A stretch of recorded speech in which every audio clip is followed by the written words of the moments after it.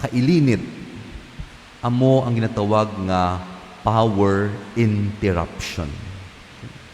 Inang balang gulpi lang nga mag-brown out. Nadunduman ko sa tuanay sa kumbento, nagatanaaw kami sang basketball. Pila na lang gid ka segundo matapos ng hampang. Kag ang score lapitanay gid. Lapitanay gid. Na kung ma-shoot ang isa, posible nga magdaog ta na. Okay? Amo gani isang tanaga hawat-hawat kami sa hampang bawgulpi nga brown out. Sa bagay nga pagkatapos sang pilaman ka segundo, nagbukas naman, nag-andar duman ang suga, ahay, tapos na ang hampang. Kailinit, kay kaulugot, nga hindi mo makita kung sinugid ang nagdaog, kag kung paano ang pagdaog sang isa ka grupo. And let us reflect on the word interruption. Kaya ini mga interruption, isa kapag utod sa aton mga luyag nga buhaton, sa aton nga mga naandan nga kabuhi, o naandan naton nga mga pagtulok sa realidad. Interruptions. Sa aton ebanghelyo, kaduro sang mga interruptions. Okay? Si Jesus nagatudlo sa mga tao, dugay-dugay, gin-interrupt siya, gin-cut siya sang isa ka mataas nga opisyal sa sinagoga, si Jairo, nga nagapakidluoy, Ginoo, tabangi man ako, ang akon bata ginagamasakit, taga matayon. Tapos, samtang si Jesus nagakadto sa pakadto sa balay ni Jairo, gin-interrupt naman liwat siya. Paagi sining babayi nga naga-hemorrhage. Nagdulog naman siya tungod kay namangkot siya sino ng tandog sa akon bayo. Kinabat sa ganya nga may gahom nga naghalin sa iya. Kag didto, okay? Didto nga may isa ka babayi nga naghambal nga nagapasalamat kay nag-ayo siya. Kag dugay-dugay naman gin-interrupt naman sila nga naghambal nga hindi ka na magpadayon. Okay? Tungod kay patay na ang bata. You did not go further. Okay? Kay ti abudlayan lang gid ang manunudlo. Hindi na pagsabada, untata na lang ang pagkadto niya sa balay ni Jairo. Piti si Jesus nagsigig yapon pakadto sa balay ni Jairo, kag sang ang nabatian niya nga nagakinagual, nagahinibi, nagapananambiton, ginkat naman liwat sila ni Jesus. Kag didto sa kwarto kung sa diin ang bata na hamyang, upod sa tatlo ka mga disipulos ni Jesus, kag ang nanay, kag tatay sining bata. Okay? Ining bata nga napatay na, ginkat naman liwat ni Jesus pag sa pagbanhaw sa iya. There is a series of interruptions.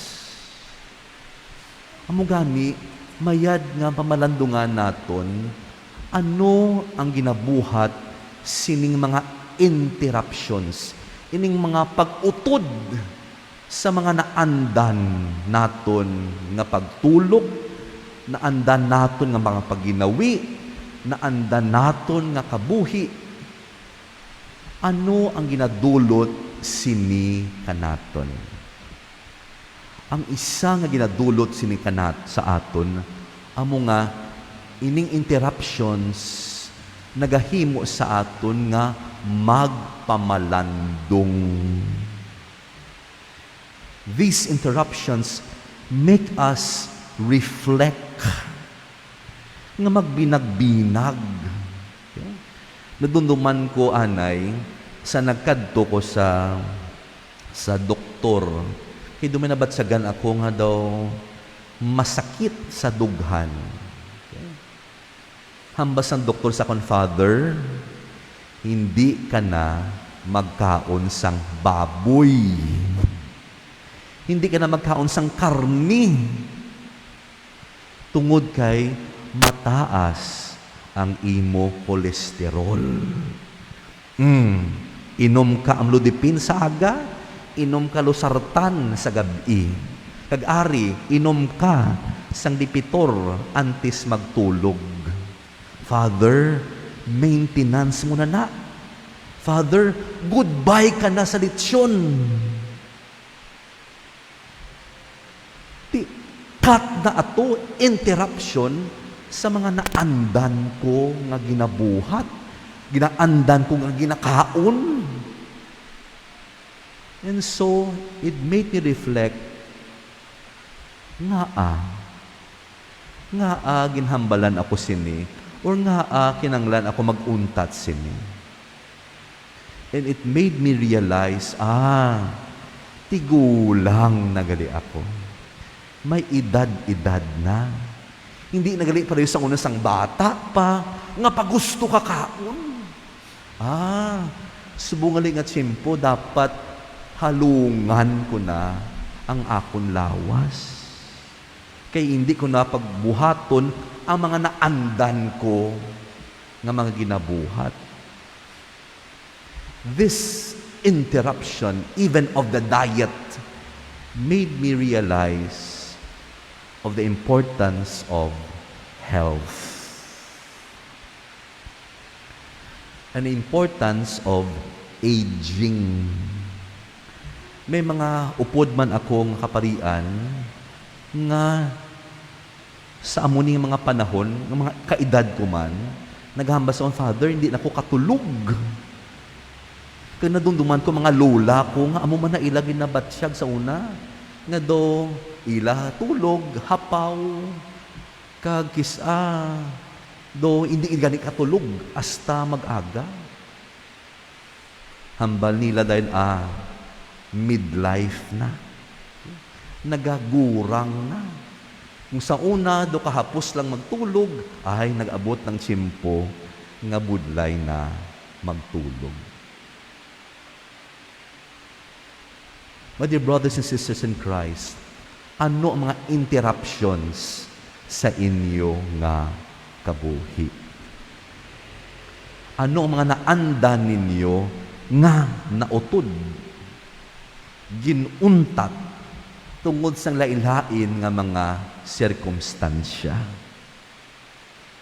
Kita subong na interrupt man paagi sini nga pandemya. Kung balikan naton ang mga 3 katuig na nagligad, do usual lang gid aton kabuhi. Okay? Nagatrabaho, nagakinaon grupo, nagapinulaw, masako sa trabaho, magakadto pakari, maski diin, waay sang maskara. And we thought that is already the life that we will have until the end of time. Gulpi, aging utod ini sang pandemya. And even until now, we are within this great interruption. Pero sa sining interruption nga ini, ano ang mga butang nga aton na binagbinagan? Ano ang mga napamalandungan ninyo? Di bala na-realize naton, importante ang relasyon. Importante ang pamilya. Importante gali nga kita maghalong. Hindi lamang para sa tunggulingon, kaya maghalong man para sa iban. Mamas akong. Okay? Hindi lamang agod protektahan akong gulingon sa balatian, kundi agod nga protektahan ko man ang iban. Importante gali tulad or subong ang ginatawag nga magpati. To obey rules. Kaya kung hindi ako magpati sa mga guidelines, isang ginapatuman, posible nga ako maging tunaan sang paglapta sang balatian. Isa pag iso ako na-realize, importante gali ang kooperasyon. Importante gali ang binuligay kita. Nga hindi lang gid mangin maiya-iyahon, nga sa paranay lang gid. Amo na iban nagahatag sang mga pagkaon, mga community pantries, agud ang mga may ara-ara makabulig sa mga pigado. Kung nagabinuligay gali, nagamag-an ang aton sitwasyon.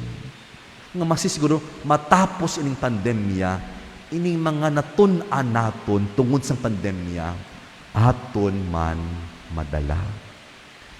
These interruptions make us reflect more. And the recent interruption is the death of President Noynoy Aquino.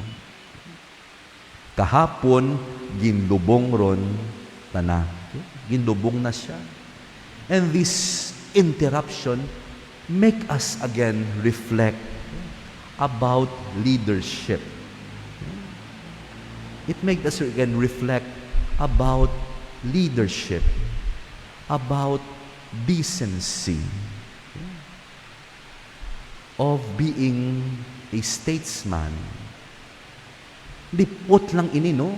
Pero may sining tawag nga national consciousness.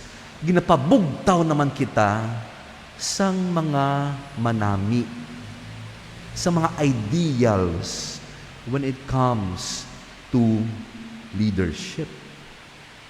Again, these interruptions make us reflect further. But most importantly, these interruptions make us turn to the Lord. It make us turn to the Lord. Si Jairo, kining babayi nga dinugo, hemorrhage, may manaandan sila sa ila kabuhi. Galing nag-abot ining balatian sang bata ni Jairo, nag-abot ining balatian sining babayi, and these interruptions made them approach the Lord. Sining kat sa ila na andan tungod sang mga mabudlay nga sitwasyon nga ara sila, it made them approach the Lord. Mugani nami nga pamanandungan naton, ano ang mga kabudlayan nga aton subong ginasudlan? Can we allow these interruptions to lead us closer to the Lord? Pwede ayhan magdangup pagid kita sa aton Ginoo. Because these interruptions are not meant only to cut us from our usual selves. It is not only meant for us to reflect about realities of life. It most importantly, it makes us closer to the Lord. Hindi naton pag-uyangan ining interruption nga magsabad lang sa aton nga kabuhi, kundi pasugtan ta ini nga mga interruptions nga magbulig sang aton pagtuo, nga magpabaskog pagid sang aton relasyon sa Ginoo. These interruptions are opportunities for us to intensify, to strengthen our faith in God. Amo ganing hindi kita magkahadlok kung may ara mas interruption nga kita masudlan. Kung may mga pag-untat sa aton mga naandan, hindi kita magpanik.